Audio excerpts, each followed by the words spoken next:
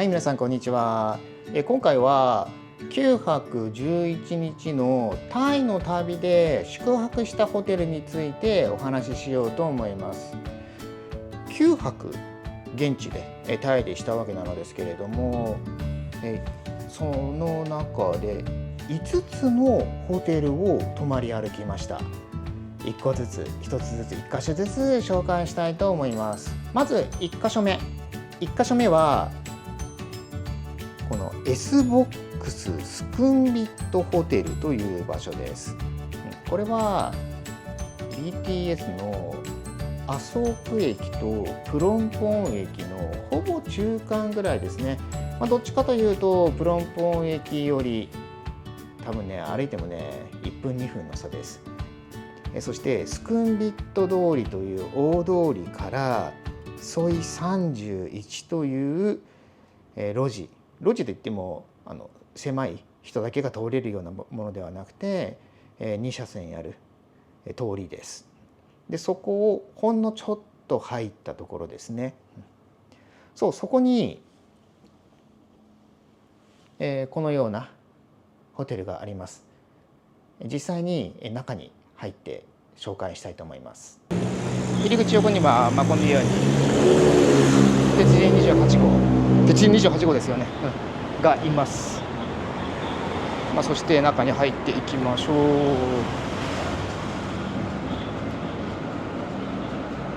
はい、フロントがあります。よ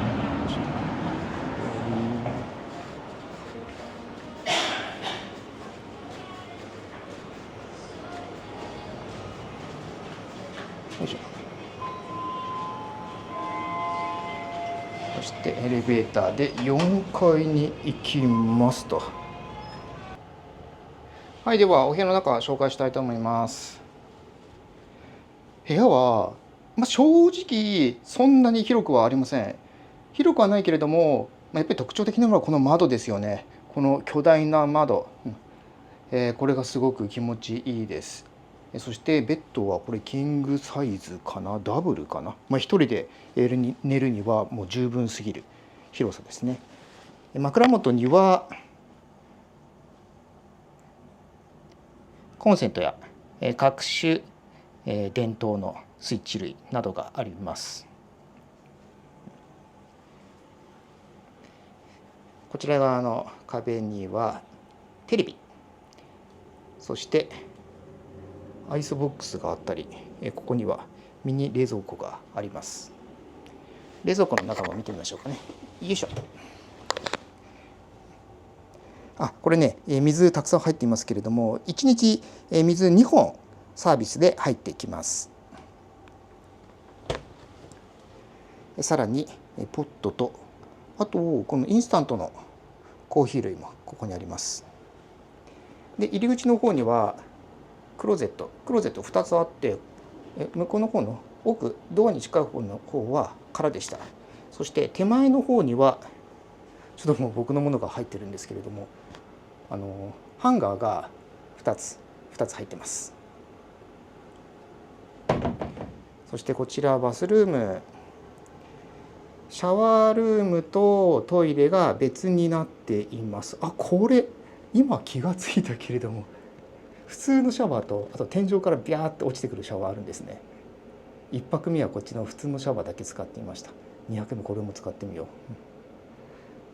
でこれ嬉しいのはやっぱりトイレとシャワーが別になっていることですね。そしてタイ式のウォシュレット、タイ式シャワーで、タオル類は2組、今1つか、掃除入ったばっかりですけれども1組、これが 1つですけれども、通常これ2つあります。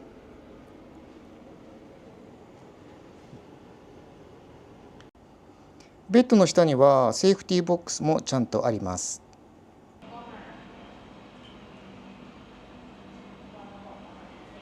ドリンク、野菜。このホテルの良かった点としましては、まず第1点目は交通の便がいいことですね。最初にも言いました通り BTS の麻生区駅というターミナル21などがある繁華街のすぐ近くです。そこから徒歩10分ぐらいなのですけれども、BTS の線路沿いスクンビット通り沿いです。そういうねアクセスの良さというものがあります。ただしアクセスがいいのだけれどもその分騒音が結構あるんですよ。スクンビット通りというものすごい車の交通量の多い通りが近くにありますので、割と夜中でもその音が気になったかなという感じですね。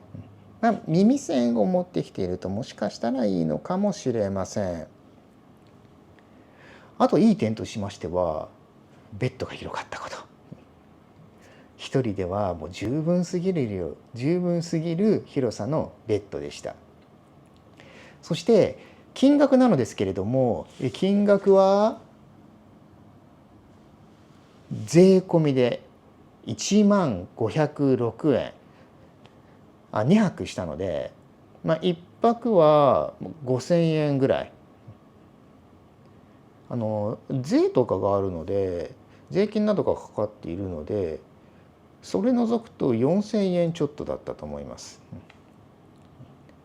大体1泊やっぱりその税を含めると5,000円ぐらいと考えていただければと思います。時期とか曜日にもよるかもしれませんけれども、それぐらいの金額となります。あと良かった点としては、基本的なアメニティ類が揃っていたことですね。歯ブラシもちゃんとありました。水は毎日2本もらえる。これはタイのホテルでの基本ですね。あとはね、割と外観がおしゃれと。外から見るとやっぱり窓がボックス状になっていて、ボックスがビルの中に積み上げられていると、そんなイメージの中で泊まることができます。これね、誰かと一緒に、友達とかパートナーとかと一緒に行ったら、窓際に一人の人が座ってでロールカーテン開けておいて外から撮影してもらうと、ボックスの中に人がいるような景色が撮影できるので、それもまた面白いと思います。2つ目のホテルはザ・パターンブティックホテルというところです。こちらは BTS の何駅だったかな、クルントンブリー駅から徒歩で5、6分ぐらいかな。ただね、都会ではないです。バンコクの下町的な雰囲気の街の中にある、そんなホテルになります。先ほどまで紹介していた、ボックスホテル S31 ボックスとは全く異なるロケーション、そして雰囲気のホテルでした。部屋の中ご覧ください。これだ。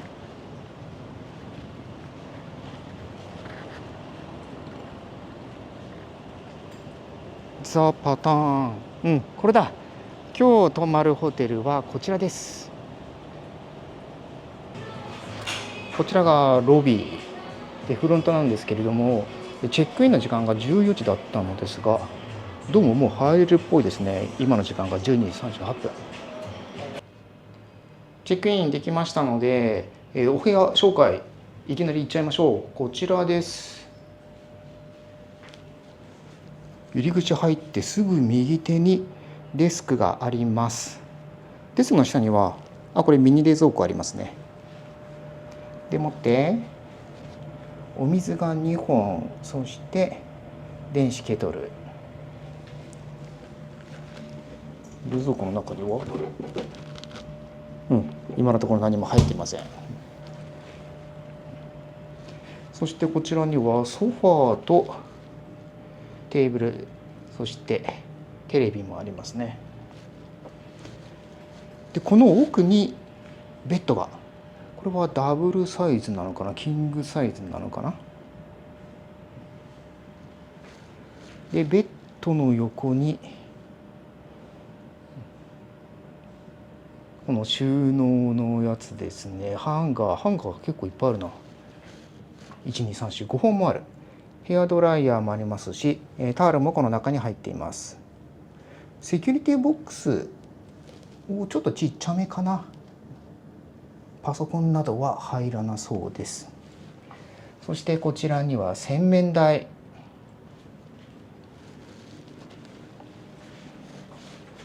でここが押すか。シャワーです。上から落ちてくるものと、手で持ってかけるもの2タイプありますね。こっち側にトイレがあった。タイ式のシャワー付きです。ここはトイレとシャワーが同じ場所なので、シャワー浴びた後便器がびしょびしょになってしまうパターンですね。それは仕方がない。アメニティ類ってあるのかな。歯ブラシなどは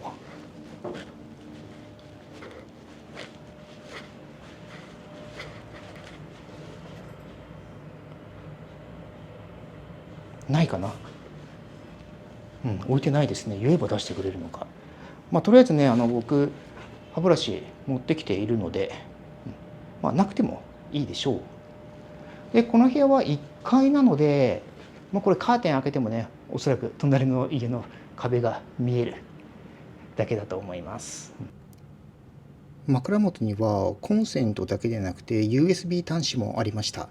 これは嬉しいですね。このホテルの利点としましては、都会ではなくて繁華街ではない、下町的な雰囲気の場所にあるということですね。周囲に割と飲食店もありますので、ローカル食堂です。地元の人が集うような場所です。食べ物に困ることはありませんでした。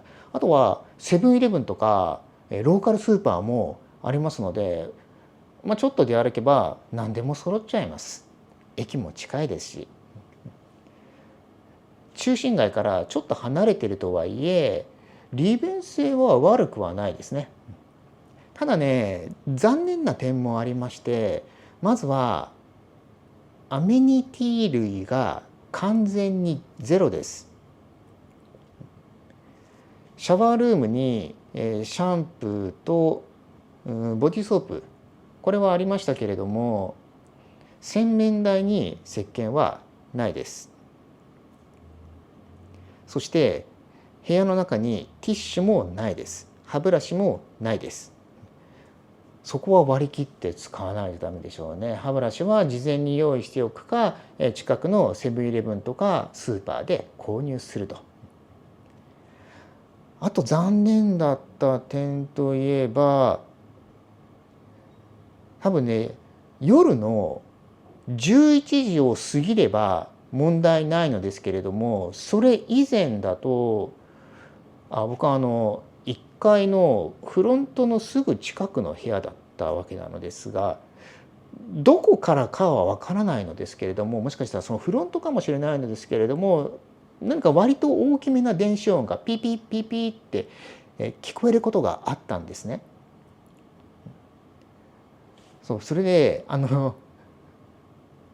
先ほども言いましたね、街中なので下町のところにあるホテルなので、特に夜中に出歩くということはまずないと思いますので、そんな時に特にすることがないから割と早く寝ようとしてたんですね。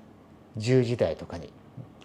するとね、その音がね結構耳に入ってきて、眠れないなというようなことがありました。ただ11時過ぎたらその音もなくなりました。それぐらいが問題点ですかね。広さはねやたらとあったので、その騒音を抜かせば快適に過ごすことができました。2泊で1万1000円税込みです。やっぱり5000円ちょっと、1泊5500円くらいを目安にしておいていただけたらと思います。3つ目のホテルの紹介です。3つ目は BTS のサラデーン駅もしくは MRT のシーロム駅またはルンピニ駅から徒歩で8分から10分ぐらいですかね、それぐらいの場所にあるザ・サンライズ・レジデンスというところです。サラデーン駅というと谷屋という日本人向け飲み屋街などがある賑やかな繁華街、そしてナイトマーケットもあるというような街なのですけれども、このホテルはそこからちょっと離れていてルンピニ公園の割と近くなんですね。ルンピニ公園までは徒歩 2,3 分ですかね。もうちょっとか5分ぐらいですかね。そういう場所にあるのでとても静かな場所です。繁華街からそこに行くのでその途中にいろいろなお店もたくさんあります。屋台とかローカル食堂とか市場とかね、そういうお店がいっぱいあります。コンビニもサラダ園駅の近くにありますので買い物には困らない場所でした。ではホテルの中見てみましょう。ここだ。今日泊まるホテルサンライズレジデンス、ちょっと古めな感じもしますけれども、こちらに2泊します。今時間が11時半か。チェックインの時間が14時なのでとりあえず荷物を預かってもらいましょう。まだ11時半くらいだっけ、11時半くらいなんですけれども、チェックインできちゃいました。鍵ももらったのでお部屋に入ります。3階の部屋ですけれどもどうもエレベーターがないようなので、階段で登っています。今回僕はねスーツケースがなくてリュック一つで来ているので、そこまで苦ではないです。こっちかな、306、ここだ。よいしょ、鍵で開けて、さあ中に入ります。入りました。よいしょ。入ってすぐのところにベッドルームがあります。これはダブルサイズかな、キングサイズかな。1人ではありますけれどもやっぱり広いところで寝たいので大きいベッドにしました。シングルベッドのお部屋もあります。その方がちょっと安くなります。そしてベッドの横には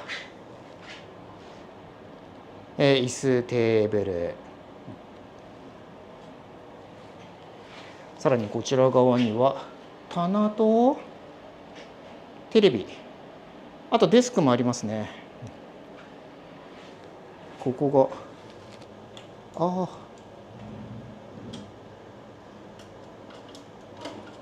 これがセキュリティボックスっていうことはありそうかな。いやそんなことなかった。あんなレトロなものがこちら側にセキュリティボックスあります。そしてハンガーやたらたくさん用意されてますね。こちらですね。でさらに、カバーつけられている食器セット、すごいたくさんあるな。果物剥けるようなナイフもあります。電子ケトルもあってミニ冷蔵庫、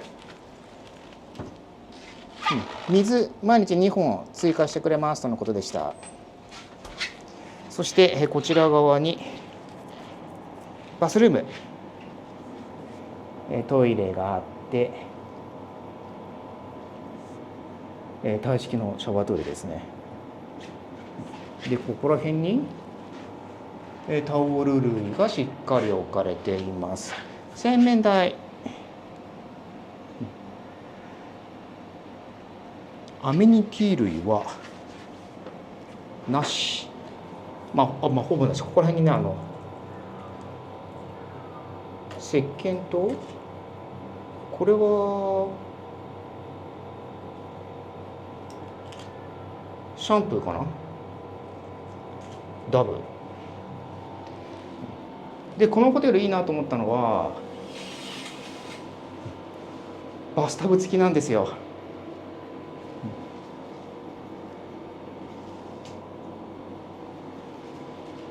そしてシャワー、よいしょ。こんな部屋に2泊します。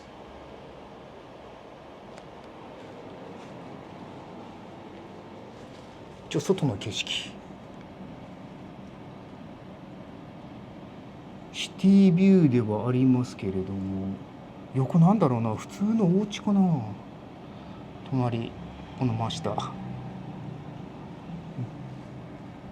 で、奥の方には高層ビルも見えています。はい、でこのホテルの利点としては、僕個人が感じたいい点としましては、とにかく広い、快適に過ごせます。そして先ほども言ったような繁華街からちょっと離れた静かな環境にある、落ち着いた環境にある。あとドアマンの方がいて、毎回ねドアの開け閉めしてくれる。そしてフロントの女性、フロントにいた方が、とても感じがいいタイのお母さん的な雰囲気の方で、僕がちょっと洗濯に困っていたら何から何まで洗濯機の操作をやってくれたりして、とても感じのいい方でした。そういうね、温かみがあるホテルでしたね。ただね、歯ブラシはなかったです。これは自前で用意しておく必要があります。そしてあともう一点なんですけれども、これがもしかしたら大きなマイナスポイントになるかもしれません。建物が古い、設備が古いということは聞いていたのですけれども、エアコンの音が割と騒音レベルです。すごく大きいです。2泊したのですけれども、1泊目はねその音にね慣れなくてね、ちょっと寝つきが悪かったかなというような気がします。エアコン切っちゃうとものすごく暑くなりますしね、これはねちょっと迷いどころですね。多少うるさくても慣れればしばらくすれば眠れるだろうと思って目をつぶっていたらいつの間にか眠れました。2泊目はもう慣れたのかもしれません。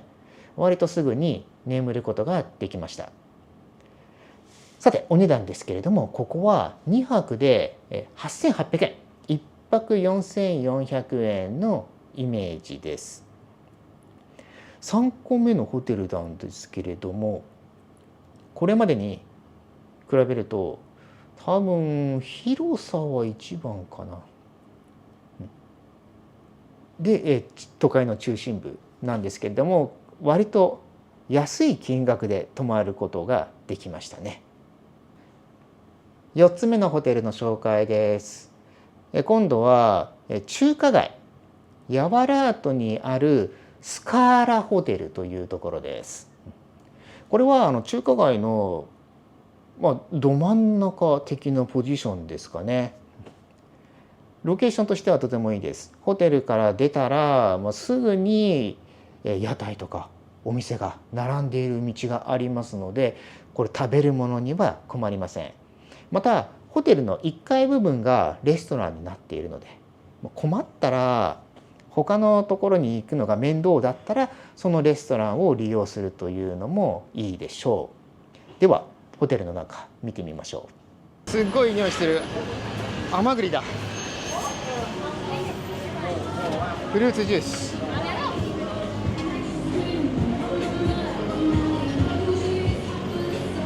レストランかな。上海マンション、すごい中華っぽい雰囲気ですよ。これも甘栗だ。ここら辺は甘栗が名物なんですかね。といったところで着きました。ここスカラホテル、スカラホステルか。705、こっちかな。123、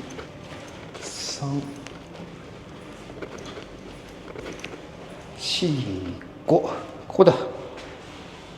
705。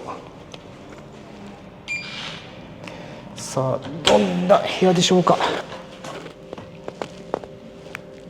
どこだ。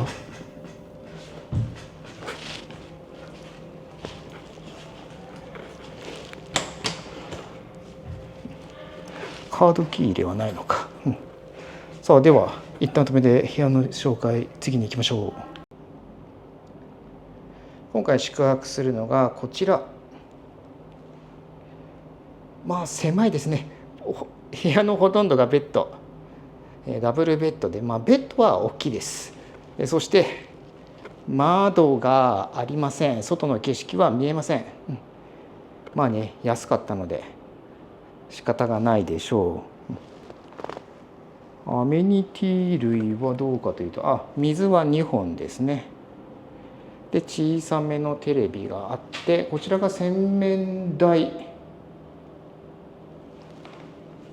そしてトイレがあってシャワーがあると。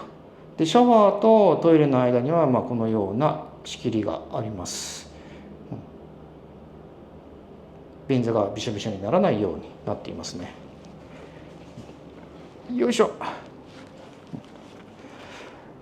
この部屋で今日は1泊、ここは1泊のみです。泊まるだけということで割り切って1日を過ごすことにします。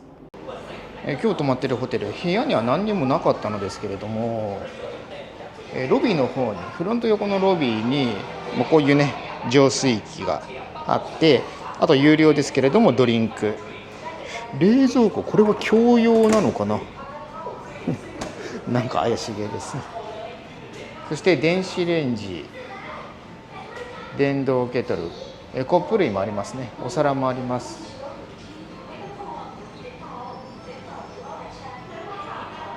これね、なんかコーヒーのここで自由に飲むことができるようですね。また、このようにカウンターテーブルとか、通常のテーブル椅子のセット、ソファーもあって、そして洗濯機と乾燥機、先ほど僕も洗濯しました。ここも利用できるということなので、部屋何もないですけれども、いいかなっていう感じではあります。窓の外、ちょっと下の通りは見えないのですけれども、向こうに大きなお寺も見えていますね。はい、中を見ていただいたわけですが、まず、プラスポイントとしては、まず第1点目は先ほども言いましたけれども、中華街の真ん中にあると。いろいろな食べ物屋さん、中華街巡り、食べ歩きをするにはとても便利な場所にあるということですね。残念な点としましては窓がないこと、窓がなかったことですね。僕が宿泊していた部屋が窓がなかったということであって、全ての部屋に窓がないというわけではないです。窓がある部屋もありますので、今回は僕は窓がない部屋、これはとても残念でしたね。窓の外の景色を長い時間眺めるということは、あんまりないかとは思うのですけれども、それでもね、窓がないとやっぱりちょっと閉塞感を感じましたね。なんか閉じ込められている感というものを感じてしまいました。またデスクがないので、フロントの横にロビーがあるのですけれども、共有スペース、他の宿泊者さんなどが使えるスペース、そこに洗濯機とか、コップとか浄水器などあるところがあるんですけれども、そこにテーブルありまして、そこにパソコンを持っていって仕事などをしていました。それちょっと面倒ではありましたね。やっぱり部屋の中にデスクがあって、そこでチャットできたら楽ちんですよね。あとはね、アメニティ類がここもゼロですね。何もないですね。ティッシュも確かティッシュなかった。そして歯ブラシもないです。これは自前で用意しておく必要があります。これがスカーラホテルの感想ですね。1泊5400円。ちょっと高かったかな。5個目のホテルがクレット島というバンコクから20キロちょっとぐらい離れたところにある島、島といいましてもチャウプラヤ川に囲まれた中州のような場所です。バンコクの人々、タイの人々はそこにクレット島に日帰り旅行をする人がとても多いそうです。土日にはマーケットが市場が開かれていて、たくさんの観光客でにぎわうというような場所です。で、実はその島にも宿泊施設がいくつかありまして、今回僕が宿泊したのはキャストアウェイホームステイというホテルと言っていいのかな、ホームステイというふうに施設名がついているように、タイの田舎の家にホームステイしているような感覚にしてもらえる場所でした。ではホテルの中ご覧ください。クレット島は向こう側正面に見えるところです。出発しました。さて降ります。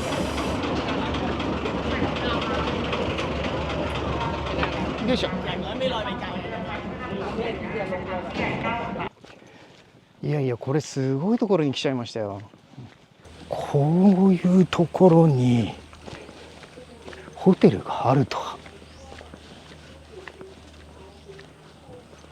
これお店だな。なんか看板出てますね。もうちょっと先かな。ここかな。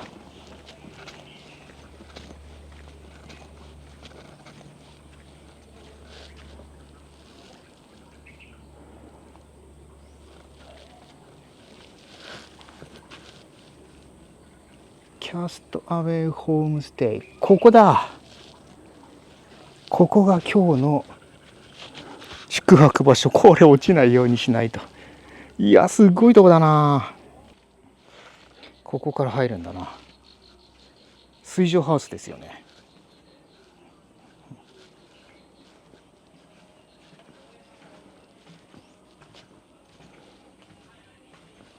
オープンとなっているので入れそうです。ハロー。あら、こんにちは。はじめまして。じめまして。よろしくお願いします。P さん。よろしくお願いします。日本語ちょっと久々に日本語を喋った気がします。I've been to Japan twice. Twice. I have a friend there. お友達。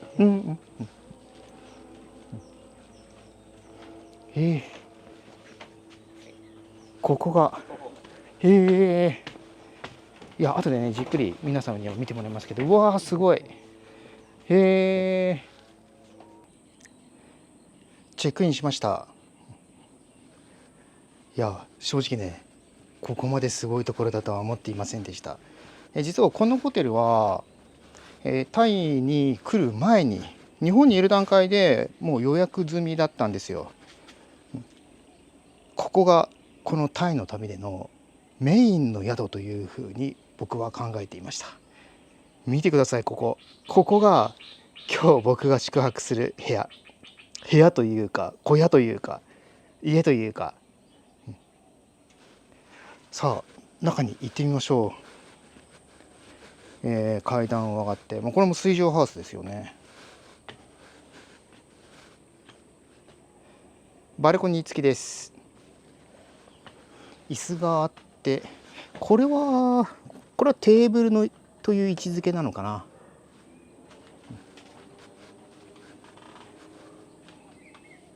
外の景色はこのような島の緑が広がっています。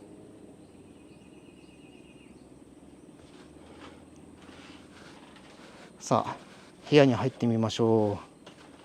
ドアがこれは竹製ですね。よいしょよいしょ、結構力入れます。さあこちらが今日一日お世話になる部屋です。まあ広くはないです。広くはなく大きなキングサイズのベッドかながありまして、扇風機があります。さらに実はクーラーもあるんですよ。なので快適です。そして棚があって、タオル先ほど用意してもらいました。ティッシュとこれは消毒液ですね。あとはパジャマだ。これあるの嬉しいですね。コンセントここ。あと向こう側にもコンセントありますね。おお、鏡もあります。そう、これがお部屋です。他の部分も見ていきましょうかね。これね、さっき気がついたんですけど、鍵、ここにこの棒を差し込む。そうするとドアの鍵が閉まると。超アナログな鍵でした。トイレとシャワーは共用です。中はこんな感じですね。トイレがあってシャワーがあって、ボディーソープ等も用意されていますね。2つあります。あとこちらが流し。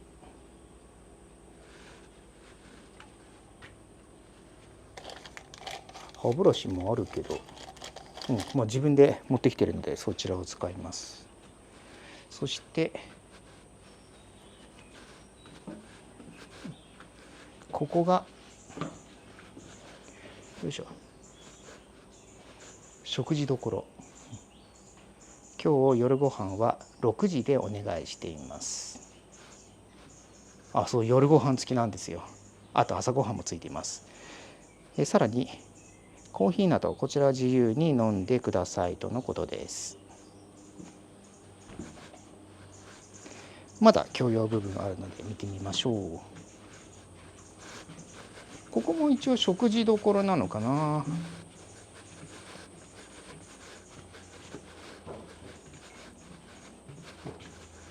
テーブルがあります。そしてこれはブランコ。さらにハンモック2つ。いいな。後でここで昼寝しようかな。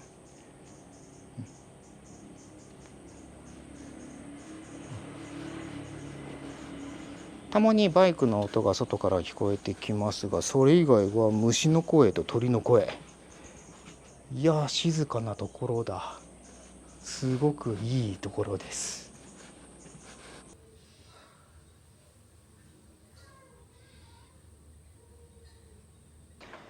ディナーの準備ができたということで、今お皿が次から次へと出てきています。そう、実はこのホテルディナー付きなんですよ。朝ごはんもついています。手作り家庭タイ料理、とでも言うのでしょうかね。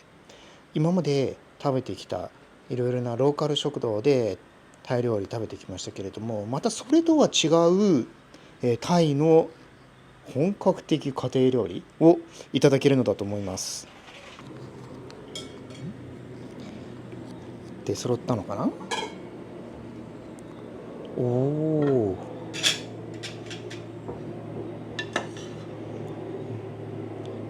ライスがいっぱい入ってました。ご飯とあとライス、おかずが3品という感じでしょうかね。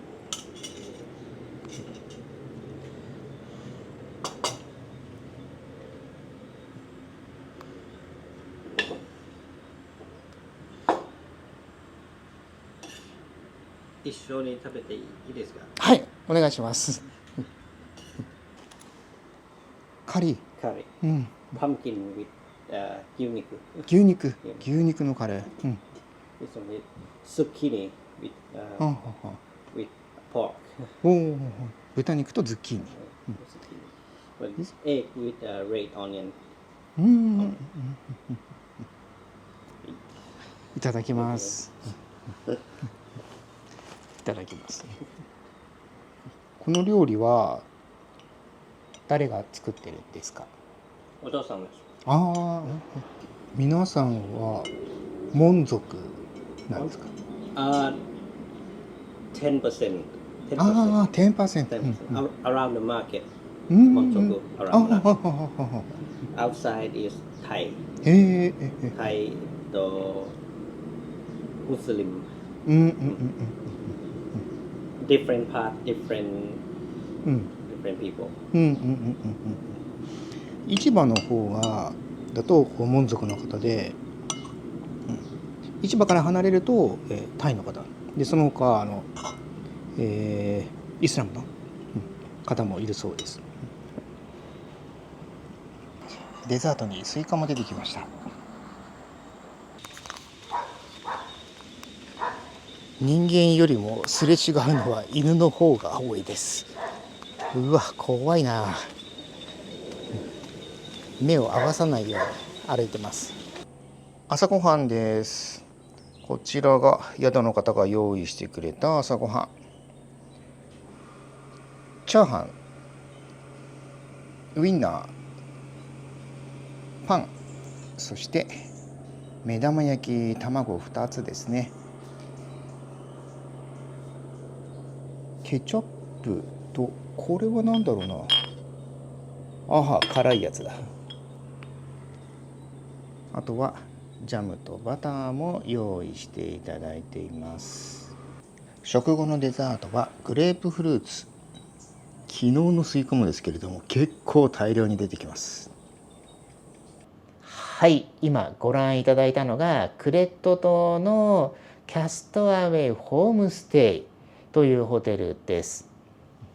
ここの利点としましては、日本では考えられない非日常感を味わうことができるというものですね。小屋の中に泊まることができるんですよ。すごいですよね。で、利点は、今のこの非日常感、日本では体験できないような感覚。そして、夕食朝食付きです。2食付きです。ただし日本のホテルとか旅館で出てくるような料理を期待してはいけません。タイの家庭料理ですね。品数もそこまでは多くないんですが、頑張って作ってくれているんだろうなというような感覚がありました。でしかもね、どれも美味しいんですよね。日本人の口にも合うと思います。ものすごい辛いものは出てきません。ちょっとスパイシーなものがあるかなという程度です。おそらく子供でも、日本人の子供でも楽しく食べられるような、そんなおかずが出てきます。そう、食事付きなのがまず、いい点ですね。そしてね、自然豊かなこと。周囲は、これは湿地帯というか水路というか、その上に家があるので、そう、小屋もあるので、いろんな生物がいます。これがプラスと捉えるかマイナスと捉えるか、それは人にもよると思うのですけれども、僕が見たのは、いろんな鳥ですね。鳥類とにかくいっぱいいます。いろんな鳴き声聞こえてきます。またトカゲ、水オオトカゲ、でっかいのはこれジャングルの中に行けばいるのだそうですけれども、その宿のところには出てきませんでした。こんなちっちゃいトカゲ、実際ね、食事どころのみんなで食事をする場所にも出てきました。さらに帰り際に僕が泊まっていた小屋の中にも出てきました。こんな感じで今写真出ていると思うのですけれども、なんだろう、ケケケケケケケケとかいうような鳴き声を出すんですね、ちっちゃな体で。そんなトカゲとか、あとね、コウモリ、18時から19時ぐらいの間ですかね、その間にはもうとにかくたくさん飛んでいました。もう僕のねすぐ目の前、そこをバーって通り過ぎるんですよ。で東京でもねコウモリ見かけるんですけれども、僕が住んでいる荒川区にもコウモリ実は結構いっぱいいて、ちっちゃいんですね。でもクレット島で見たのはその倍ぐらいかな、割と大きめです。実際には僕が見たものよりももっと大きいものもいるそうです。ただ近く飛んでるだけで襲ってこないので安心してください。あとね、ホタルも宿のところから見えるそうです。ただね、僕はねちょこちょことね見に行ってたんですけれども、残念ながら見ることはできませんでした。そしてこのクレット島の宿のお値段が3200円。3200円です。むちゃくちゃ安いです。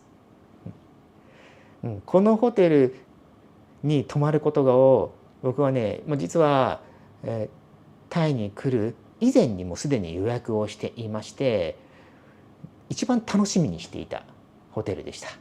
そして実際楽しかったです。次にタイに来る時にもまたぜひ泊まりたいと思いました。あともう一点あれだ。ちょっとマイナス点としてはやっぱりバンコク中心部からはちょっと遠いこと。それだけですかね。ちなみにクレット島内には車いません。なので自分で宿まで歩いていく、もしくは売宅はいるので売宅で乗せていってもらうというような手段があります。それ抜きにしても僕の中ではやはり一番好きなホテルというのがキャストアイウェイホームステイクレット島の宿でした。最後6個目のホテルがサパーンタクシン駅、 BTS のサパーンタクシン駅の近くにあるオークウッドホテル&レジデンスバンコクというホテルです。これがね、僕のタイの旅行での最終宿泊地になりました。最後のホテルなので一番いいところを選ぼうというふうにしました。ここが4つ星ホテルだったかな。ではホテルの中ご覧ください。これかな。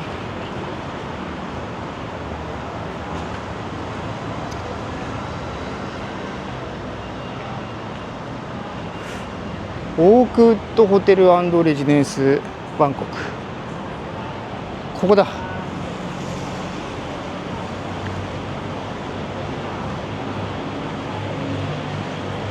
今回の旅の中で最も高いホテルです。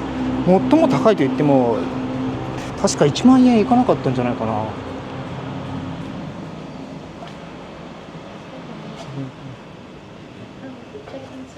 いいですよ。さて今回の部屋がここかな。707。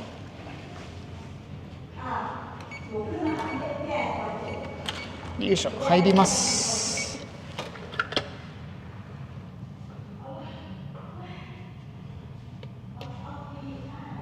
なんだ。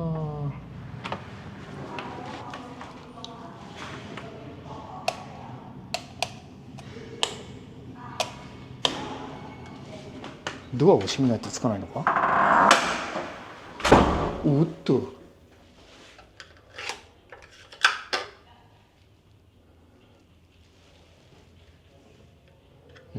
電気がつかないぞ。逆か。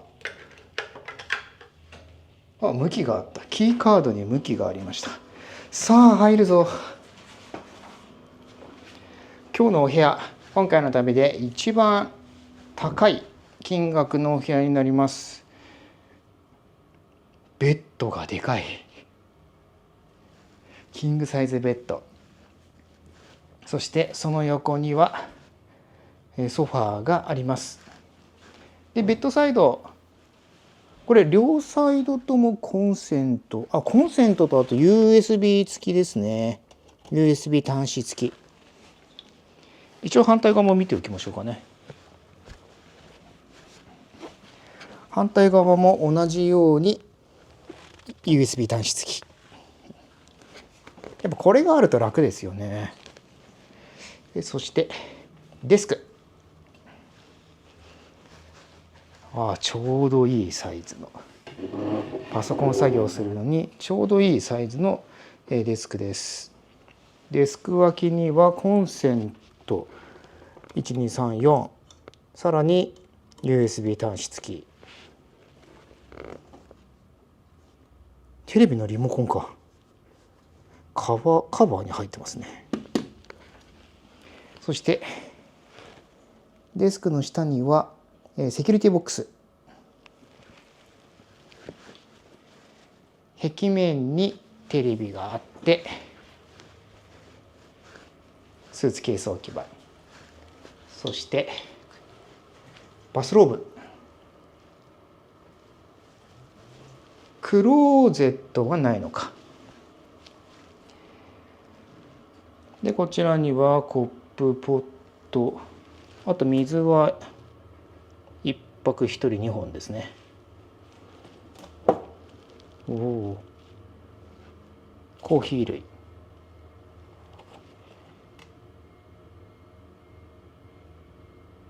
ネスプレッソのカプセルは35バーツ。入ってないけれども注文すると持ってきてくれるのかもしれないです。ここら辺のコーヒー類はこれは無料で飲めるやつですよね。ドライヤー、僕は使わないですけど。そしてその下にミニ冷蔵庫。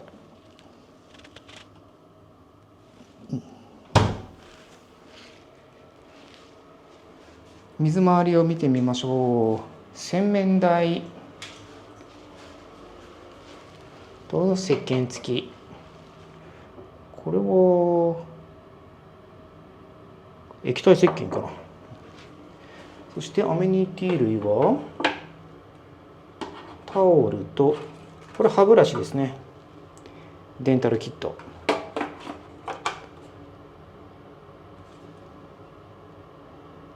コットン。シャワーキャップ。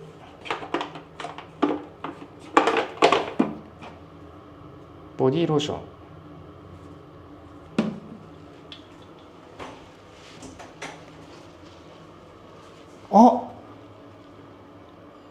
トイレはタイ式のシャワートイレではなくて日本式のやつ。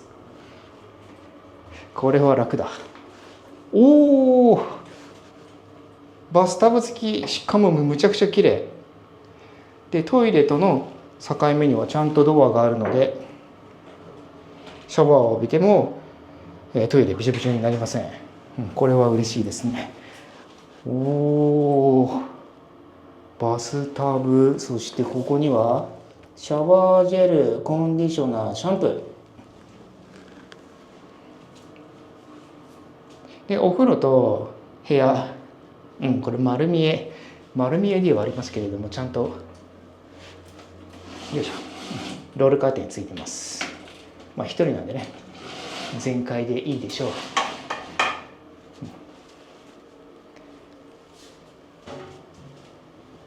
でお風呂用のタオルとバスタオルもちゃんとついています。シャワーは手に持つやつと、あと天井からジャーッと垂直に降りてくるもの、両方ついています。いや広いな。そして昨日から今日にかけて宿泊したクレット島とはだいぶ趣が違うので、その落差が激しいですね。で、窓からの景色、この緑のラインのところ、ここが同じホテルですね。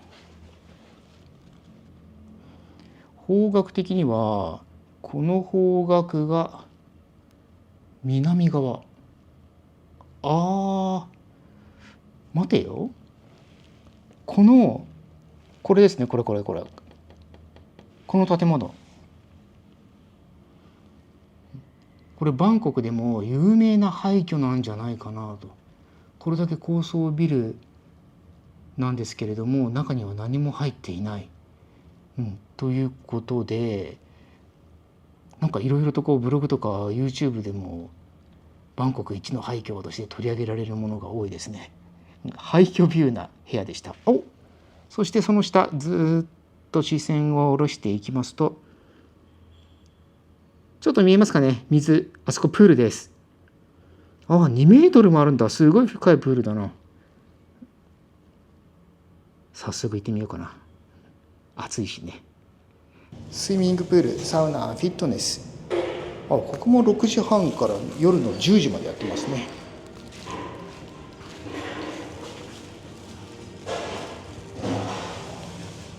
ここがジムか。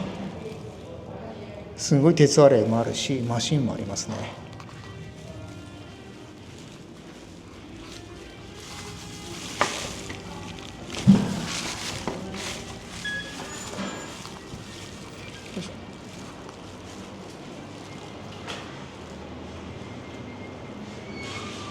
こっちがプールかな。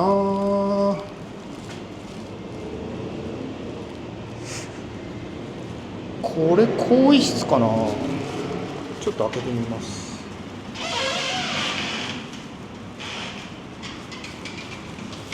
ここはトイレでした。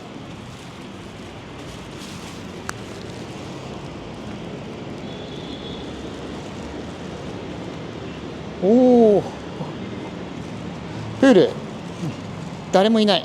貸し切りですね。で、その前にこっちにサウナもあります。狭いな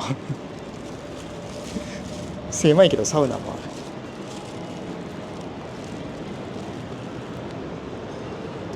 る。いやー、このプール気持ちいいわ。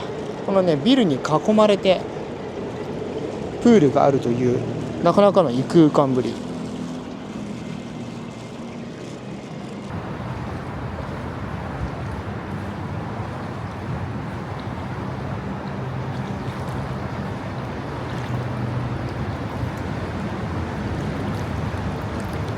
毎日プール入りたくなるが、いやー、暑い国のプール最高ですよこれ。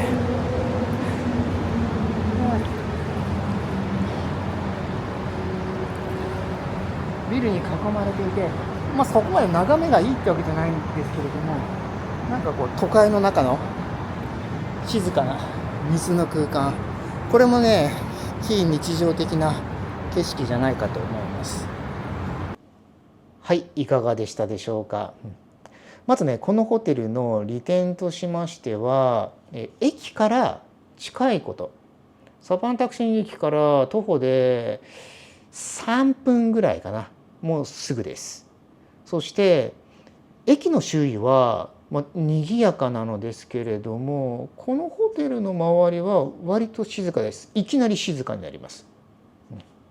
騒音はほぼゼロと考えていいでしょ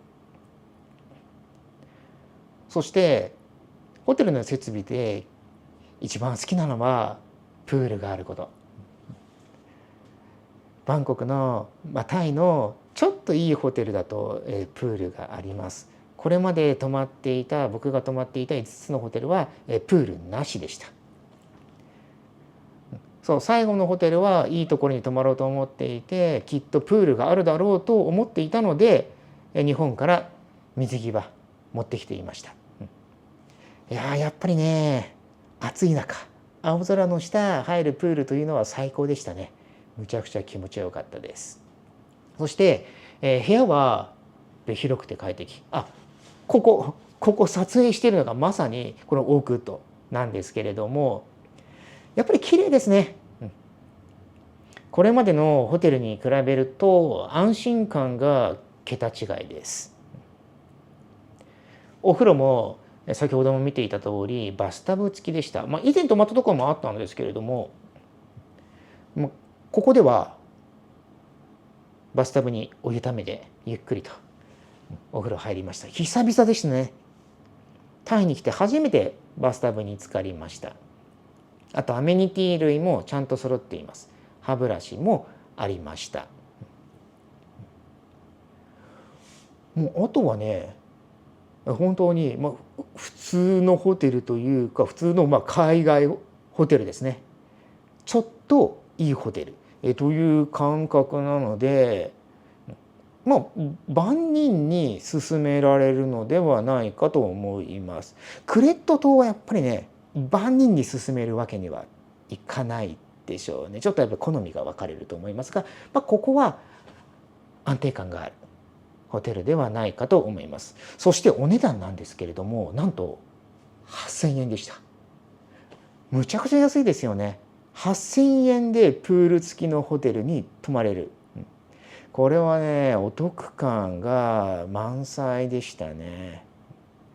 これまで5,000円で窓がないような閉塞感があるようなお部屋というのもありましたけれども、そこにちょっとプラスするだけでこんなに広くて綺麗でいい部屋、しかもプール付き、そんなホテルもありますので、あんまりねケチケチしないでね、ホテルはもしかしたら探した方がいいのかもしれません。さあ、というわけで今回はタイでバンコク、およびバンコク周辺で宿泊した6つのホテルについて紹介してみました。皆さんどのホテルが一番好みでしたか？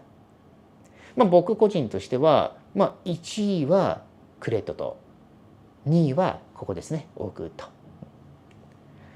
他のところはいい点悪い点、ちょっと悪い点目立つかなというようなところもありますので、好みに応じて状況に応じてどこに遊びに行きたいかというようなことに応じて選んでいただけたらと思います。さあ皆さん、バンコクに行った時どんなホテルに泊まったか、ぜひコメント欄で教えてください。今後の僕のバンコク旅行の参考にしたいと思います。そして今回のこのホテルのレビューが皆さんの参考になれば僕としてもとても嬉しいです。それでは皆さん、ぜひタイへ楽しい旅行にお出かけください。ではまた。